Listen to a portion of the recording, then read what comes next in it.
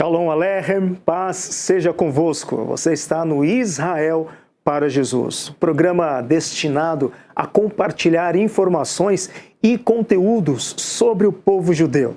Aqui nós falaremos sobre os costumes, a tradição, a cultura milenar judaica, também das bênçãos e dos desafios do trabalho de evangelização entre judeus e não judeus e também, claro, como sempre, encorajar você a se unir a nós nesta tarefa tão sublime e especial que é fazer o nome de Jesus conhecido entre judeus e não judeus. É um prazer estar novamente aqui e poder trazer um pouco mais de conteúdo sobre o trabalho missionário que o Instituto Tzadik promove e poder aqui no Israel para Jesus apresentar para vocês. Antes de nós entrarmos no assunto de hoje, num tema bem especial, com uma convidada bem especial, eu quero falar para você sobre o livro Respondendo Objeções Judaicas contra Jesus.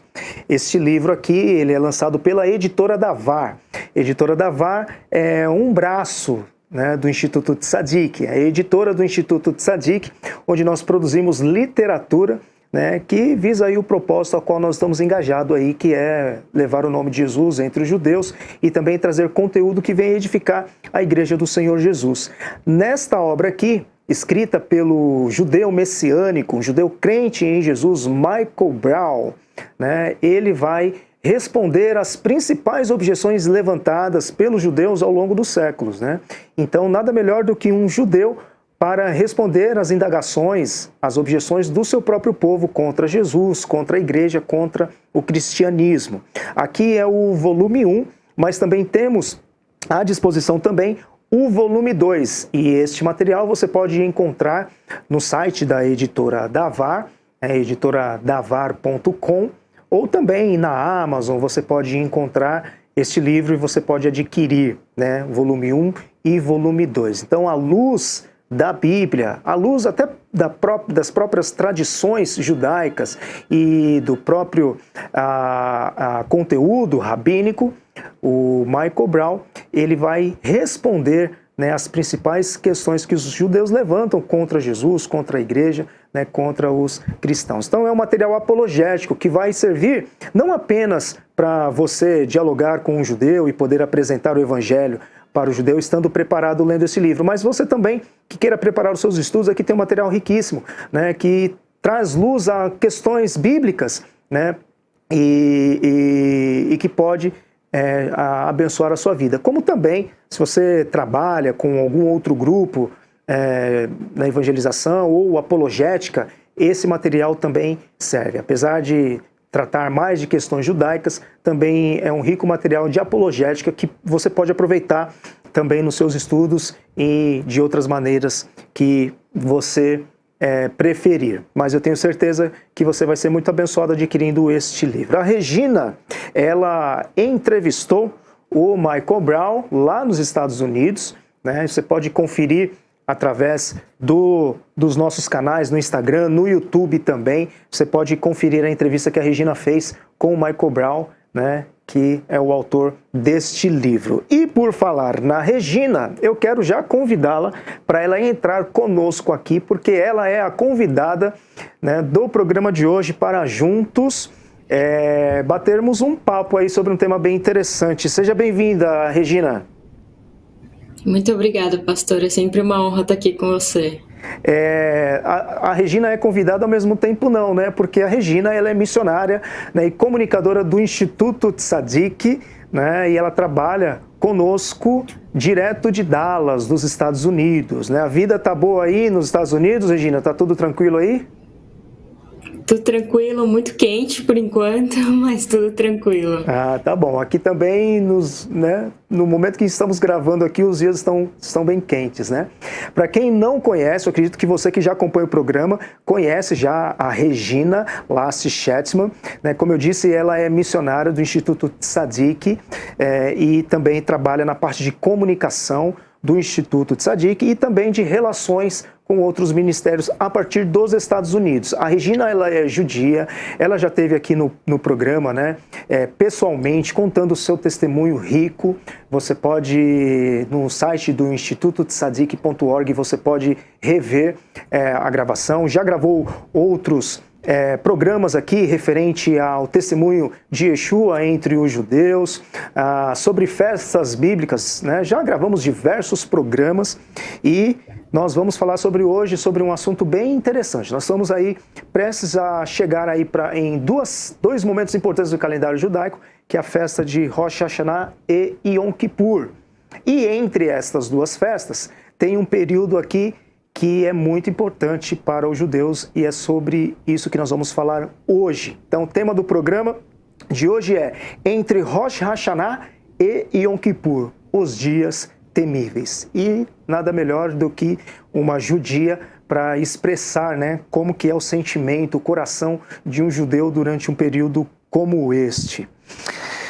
Vamos lá, Regina, então, antes de nós entrarmos aí nesse período de 10 dias, né, que é chamado os dias temíveis, nós citamos aqui duas festas, Rosh Hashanah e Yom Kippur.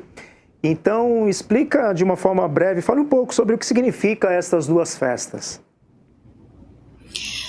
Oi, pastor. Então, o Rosh Hashanah e o Yom Kippur, na verdade, o Yom Kippur é o dia mais importante para o judeu, é o dia mais importante do calendário judaico. É o dia que todos os judeus, assim, eu costumo dizer, você pode ser judeu que crê em Deus na maneira ortodoxa e você pode ser um judeu que nem crê na existência de Deus. É um momento que une todos os judeus para um jejum de um dia inteiro em arrependimento, em busca a Deus. Mesmo aqueles que não creem em Deus, eles fazem até por desencargo de consciência, né? Eu não creio em Deus, mas se ele existir, eu estou jejuando. E o Rosh Hashanah, que é uma festa que antecede o Yom Kippur, que inicia esses dias, esses 10 dias de preparação para o Yom Kippur, é considerado para o judeu de hoje uma passagem de ano. A gente vai entrar agora no ano de 5.784, Rosh, que significa cabeça, Hashanah, do ano.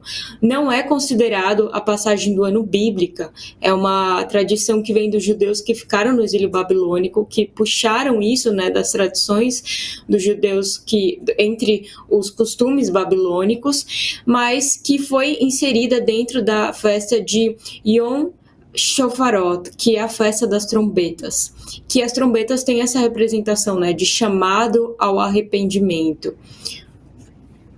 Muito bem. Então, primeiro nós temos aí a festa de hoje, né, chamada, né, de Rosh Hashanah, como você bem explicou, e depois a festa de Yom Kippur. E entre essas duas festas nós temos aí 10 dias, é isso mesmo? Que separa uma festa da outra, né? Exatamente. E como é que é esse período aí de 10 dias, esse período importante na vida de um judeu religioso aí, no que diz respeito ao seu relacionamento com Deus? O que seriam esses dias temíveis? Como é que o judeu se comporta durante este tempo? Esses 10 dias, chamados dias temíveis, eles são chamados no hebraico de Yamim Noraim. É um período que o judeu ele vai entrar num tempo de introspecção, de refletir sobre os seus atos, sobre as suas ações, aquilo que foi feito de errado durante o ano, aquilo que foi feito de bom, aquilo que ele tem que melhorar. E é recitada uma reza que chama Avinu Malkeinu, que significa Nosso Pai, Nosso Rei. E nessa reza é dito a respeito do judeu, né, ele reconhecendo os seus pecados, ele se reconhecendo diante de Deus como um pecador e pedindo, né, indo em busca dessa redenção e desse perdão dos pecados. Como é uma leitura totalmente diferente da leitura bíblica que a gente tinha antigamente, quando o sumo sacerdote entrava no Santo dos Santos para fazer a expiação dos pecados, né? Hoje a gente não tem mais o templo, né? Então não tem como mais se fazer esse sacrifício. Então, esse tempo de preparo que o judeu tem, ele vai se preparar em 3 categorias. Na categoria que a gente chama em Teshuvah, ou Teshuvah, que é como se fosse um retorno que o judeu faz para Hashem, ele faz um retorno diante de Deus, um retorno de sair da rota de pecado e se voltar num caminho de santidade para Deus. Tem também a tzedakah, que são as boas ações, e são como se a gente fosse considerar as ofertas, né, as doações. E tem também as tefilot, que são as rezas diante de Deus, para que haja esse tempo de arrependimento e para que haja o perdão diante de Deus. Então, nós sabemos, né, que existem muitos judeus piedosos que levam uma vida piedosa durante todos os dias do ano, procuram, né, dentro da religião judaica, procuram fazer as rezas, né, guardam, né, os mandamentos, levam de fato uma vida piedosa. Mas é certo dizer que dentro desses 10 dias aí, é meio que como se eles estivessem reservando este período para que neles, de fato, eles somatizassem aí tudo que fizeram durante o ano, não que não venham talvez pedir perdão ou se arrepender de alguns atos, né? Mas é como se estivesse guardando, acumulando tudo para nesses 10 dias apresentar diante de Deus e pedir perdão. Seria meio que uma somatória de tudo isso nesse período, né? Um acúmulo de todos esses pecados para levar para Deus nesse período. Exatamente, é um olhar, né, que a gente consegue entender que é um olhar completamente voltado para as obras. Então, eu preciso entender os meus atos, o que eu fiz, o que eu não fiz, o que eu preciso fazer, e não há um entendimento, né, da mudança interna, e só da externa, daquilo que é feito e não de quem eu sou. Então, nesse sentido, o judeu acaba achando que aquilo que ele faz diante de Deus pode mudar a Deus, pode mudar o julgamento de Deus a respeito dele. O conceito bíblico de graça, né, que ele é mais explorado no Novo Testamento, mas ele não está ausente no Antigo Testamento. A graça de Deus, ela sempre foi manifestada durante todo o tempo, mas esse conceito de graça não é muito conhecido para o judaísmo, né? Até o próprio fato deles fazerem tzedakah, que são ofertas, né, um período que eles são mais abertos, né, para ofertar, para ajudar, né, os mais necessitados. É uma forma de, com as obras, tentar também esse favor, né? Como você mesmo disse. Exatamente, é a falta de entendimento da graça no sentido de entender que é Deus que me salva, eu não posso salvar a mim mesmo. Então, o que eu preciso fazer para me salvar desse julgamento diante de Deus? Então, talvez se eu ofertar mais, talvez se eu entender que se eu for uma pessoa um pouco melhor nesse sentido aqui que eu fazia de errado no ano passado, se eu pedir perdão para essa pessoa, mas não há uma mudança de mentalidade em relação ao que é santo e o que não é santo. E quando nós lemos as Escrituras, a gente já vê que essa questão de tentar alcançar o favor de Deus por meio das obras é algo que o povo de Israel não compreendeu muito bem, né? E a gente vê em vários episódios, né, eles tentando alcançar o perdão por meio de obras, né? E aí nós temos no livro de Efésios, né, uma explicação muito clara, né, que a fé, né, é dom de Deus, né, não vem de nós para que nenhum de nós se glorie, não é pelas obras, né, mas é pela fé. Seria esse tempo, Regina, talvez, eu fico pensando aqui, né, você colocou muito bem como que está a alma judaica nesse tempo, como que, né, o judeu se comporta nesse momento, um momento mais de contrição, de estar com o coração quebrantado, né, buscando de alguma forma esse arrependimento.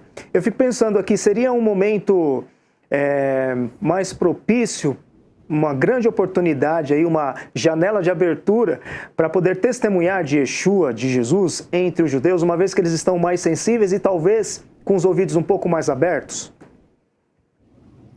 Com certeza, sem dúvida nenhuma, esse é o período assim onde nós devemos intensificar as orações pela revelação do Senhor Jesus no coração do povo judeu e também intensificar as ações em compartilhar quem é Jesus para o povo judeu, compartilhar a Bíblia para o povo judeu.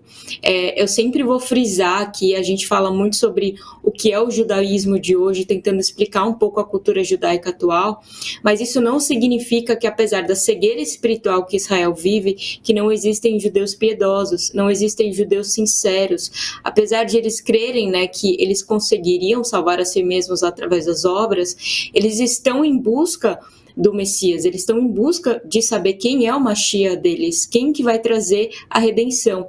Então é um momento onde a gente deve se voltar para as Escrituras a respeito do coração de Deus para o povo judeu, que a gente pode compartilhar a respeito daquilo que Jesus fez na cruz, que ele é a nossa expiação.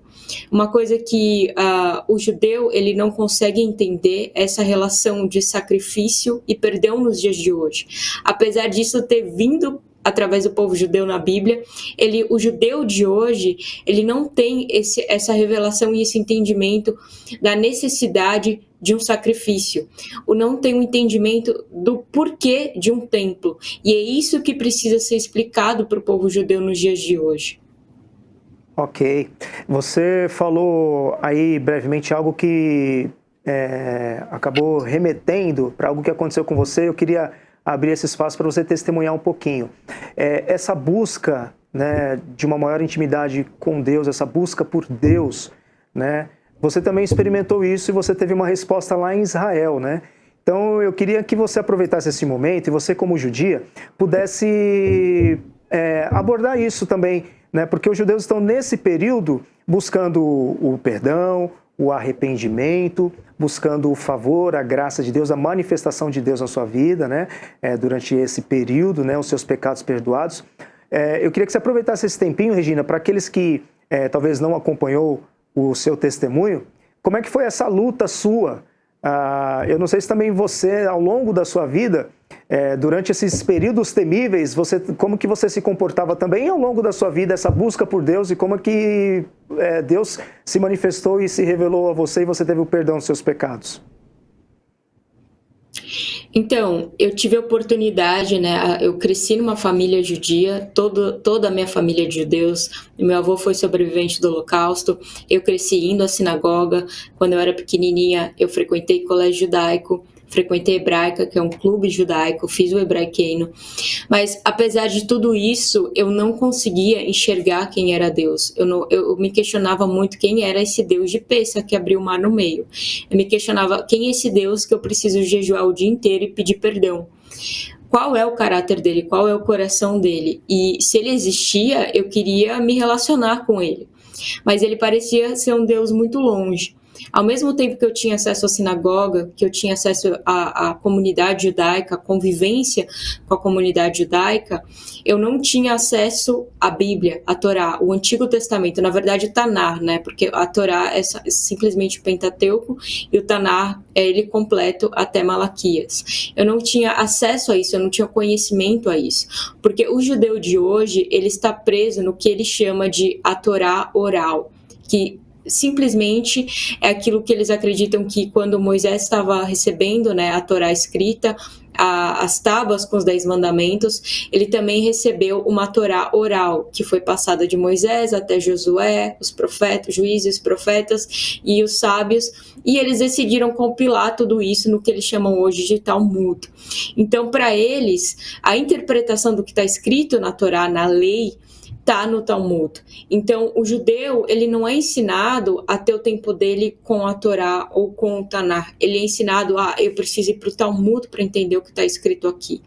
E qual é o problema disso? Eu não sabia que existia Daniel 9. Eu não sabia que existia Isaías 53. Eu não sabia o que os profetas diziam a respeito do Messias. O que eu sabia era a ideia do Messias que os rabinos diziam para mim, que era baseado na interpretação deles com o Talmud. E o que aconteceu foi que eu tive um período que eu morei em Israel, eu morei em Jerusalém com os ortodoxos, eu aprendi muito com eles e eu aprendi muito a respeito do temor de Deus. E é isso que a gente estava falando aqui agora há pouco.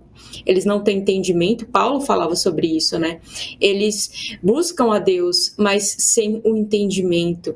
E aí, com isso, Deus ficava invisível para mim. Deus ficava uma pessoa sem forma, uma pessoa vazia, uma pessoa que eu não conseguia me comunicar e que eu não entendia quem era. E eu fui até o Kotel, né, que é o Muro das Lamentações, que os judeus dizem que são os vestígios do templo, a única coisa que sobrou do templo. Aquela parede foi a única coisa que sobrou do templo. Quando, na verdade, a gente sabe que o templo foi completamente destruído e nada sobrou. Aquilo foi uma construção, né, no templo de Herodes, que fazia uma separação, mas não era uma parede que pertencia ao templo. E eu fui lá e eu pensei, eu estou no lugar mais sagrado para o povo judeu, né? Se Deus existe, eu quero que ele se revele para mim. E ali eu fiz uma oração, eu falei, Deus, se o Senhor existe mesmo, eu quero que o Senhor se revele para mim. Falei outras coisas com Deus. E eu sou fruto de uma não judia que conhece as Escrituras, conhece o coração de Deus por Israel e teve a coragem de falar quem é Jesus para mim. Teve toda a paciência, todo o amor, todo o cuidado, orou por mim, jejuou por mim. E então eu tive o meu encontro com Jesus através das Escrituras. Eu comecei a entender quem Deus é através das Escrituras. E nesse tempo de preparação, por exemplo, eu tinha o Yom Kippur, eu fazia o jejum. Eu jejuava o dia inteiro, mas eu me sentia vazia depois do Yom Kippur. Eu não fazia diferença nenhuma, para mim aquilo não fazia sentido. E os costumes judaicos de hoje, para mim, não faziam sentido também. Por exemplo, eu não tinha o entendimento do porquê a gente tinha um templo, o porquê a gente precisava de um templo. É lógico que eu vim de um contexto muito mais leigo, por estar numa família secular judaica, mas ainda que morando com os ortodoxos, não tinha esse ensinamento, não tinha essa explicação do porquê eu precisava de um templo e do sacrifício. Então, o que o judeu faz hoje no Yom Kippur? A gente não tem mais o templo. Eles fazem o que a gente chama, né, tem a capará, que é a expiação. Eles pegam a representação de um frango e eles cortam, eles fazem, né, os pecados, a confissão de pecados sobre esse frango, cortam a jugular desse frango e o sangue representa a expiação dos pecados para o povo. A gente sabe que na Bíblia em nenhum momento Deus falou, né, que o frango tomaria o lugar, né, de uma representação de expiação. A gente sabe também que Deus fala na Bíblia que sacrifício apresentado fora do templo era sacrifício oferecido a demônios. E a gente também sabe, como diz em Daniel, que depois da vinda do Messias o templo seria completamente destruído, e foi isso que aconteceu depois de Jesus. 70 anos depois de Jesus, o templo foi completamente destruído. Então, se a gente não tem mais templo, onde que é feito sacrifícios? Não tem onde. E se a gente não tem mais sacrifício, a gente não tem mais perdão de pecados? E aí o autor de Hebreus vai lembrar que de uma vez por todas, Jesus foi essa expiação para nós. Então, eu acredito que nesse momento de busca, não tenha medo, não se envergonhe do Evangelho. Tenha cuidado nas palavras, tenha sabedoria nas palavras, conheça a Bíblia, conheça os versículos da Bíblia, para você ter autoridade para falar para um judeu a respeito de quem é o Messias judeu que foi expiação por nós. Muito bem, Regina, muito interessante esse seu testemunho, né, de vida, você também que vivenciou no seu coração tudo isso que a gente está expondo aqui, né, de como que são esses dias temíveis para o judeu, e não só nesse período, né, mas acho que é uma inquietação na alma do judeu quanto ao Messias, essa busca, esta procura, né, o Messias que os judeus ainda esperam vir a qualquer momento, né, e é interessante também você trazer esse alerta, esse chamado, né, para que nós sejamos testemunhas neste momento sensível e importante do coração e da alma judaica. Mas, Regina, quem está aqui assistindo a gente, estando aqui em São Paulo, ou do Rio de Janeiro, ou do Brasil, ou em Minas, ou em qualquer parte do Brasil, de repente eles estejam falando, poxa, mas a Regina aí está me incentivando, encorajando, né, a falar de Yeshua, de Jesus para os judeus, eu vou precisar me deslocar até Israel, né? Dá para falar para Jesus aqui em São Paulo mesmo, Regina? Você morou aqui em São Paulo, né? Eu nasci e cresci em São Paulo, né? Eu fui uma judia resgatada no Brasil. Isso é uma coisa que muitas pessoas, elas se confundem quando a gente fala, ué, mas você é judia, mas você é brasileira? Não entendem a diferença entre uma coisa e outra. Mas São Paulo tem uma grande comunidade judaica, tanto de judeus seculares quanto de judeus ortodoxos, né? O próprio Instituto Tzadik está no meio de uma grande comunidade judaica em Higienópolis, no bairro de Higienópolis, o bairro dos Jardins também. O Rio de Janeiro tem bastante judeus, o Rio Grande do Sul tem crescido cada vez mais a comunidade judaica lá. E hoje eu acredito que a gente não tem fronteiras com a internet, né? Do quanto a gente pode alcançar. Se você sabe falar inglês, ainda mais, né? Você pode se comunicar com judeus que moram em Israel, com judeus que moram aqui nos Estados Unidos. Não tenha vergonha, não tenha medo de iniciar uma conversa para poder falar a respeito de quem Jesus é nesse tempo tão importante. No dia de Yom Kippur, quando você vê aquela imagem, né, do Cótelo, o Muro das Lamentações lotado, e aquele judeu se balançando todo de preto, para frente e para trás, você não entende o que ele está fazendo. Ele está rezando e ele está pedindo para Deus: nos revela o Messias, traga redenção, nos perdoa pelos nossos pecados. Quando você vê esse tipo de imagem, não pense que você está vendo um fariseu da Bíblia. Pense que você está vendo um judeu piedoso que está pedindo e clamando pela revelação do Messias. A gente precisa começar a amadurecer e parar de entender que todo judeu é um fariseu, porque não é. Existem judeus piedosos esperando pela revelação do Messias. E hoje em dia, cada vez mais judeus ao redor do mundo inteiro têm tido encontros com Jesus. Para a palavra do Senhor, né, no Antigo Testamento, o Senhor mesmo, falando para o povo de Israel por meio dos profetas, né, buscai o Senhor enquanto se pode achar, invocai-o enquanto está perto. Então, a gente vê mesmo que muitos judeus têm buscado e têm invocado, né? Por isso que é importante nós orarmos para que o Senhor possa abrir o coração, né? Possa abrir o entendimento, né? O judeu tem as Escrituras nas mãos, né? Não tem o Novo Testamento, mas tem as profecias messiânicas, de Gênesis a Malaquias, tantas riquezas de detalhes, de informações que falavam a respeito do Messias, que se cumpriram, né, na pessoa do Senhor Jesus. Então, orar para que o Senhor possa abrir o entendimento, abrir os olhos, né? Nós temos o testemunho da Rose Price, né, que é das suas preferidas, né, que ela teve um encontro com o Senhor Jesus, lendo a Bíblia, lendo o Novo Testamento, né? Quantos judeus não têm talvez um Novo Testamento em casa, né? Eu, por exemplo, estudei com um rabino durante algum tempo aqui em São Paulo, na USP, e no final do curso eu dei um Novo Testamento para ele, parte em hebraico, parte em português, né? E deve estar na biblioteca dele, né?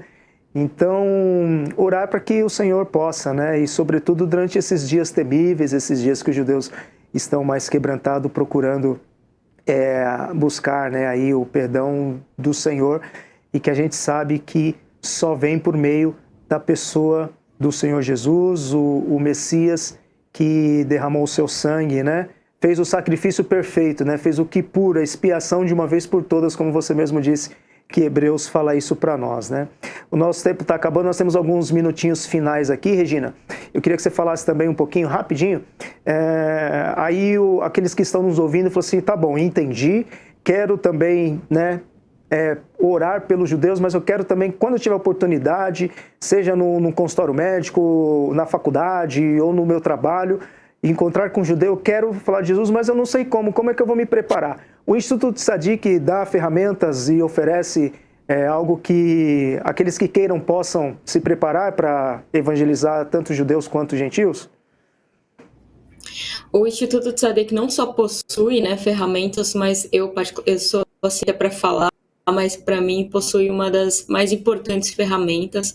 Nós temos o curso Conhecendo o Messias nas Escrituras, um curso completo, onde você vai conhecer toda a cultura judaica, onde você vai conhecer a história, né, do judaísmo, o que aconteceu com o judaísmo que mudou tanto ao longo dos anos, como o judeu pensa hoje em dia, a história do cristianismo também, né, como que houve essa ruptura, essa separação e como fazer o caminho de volta.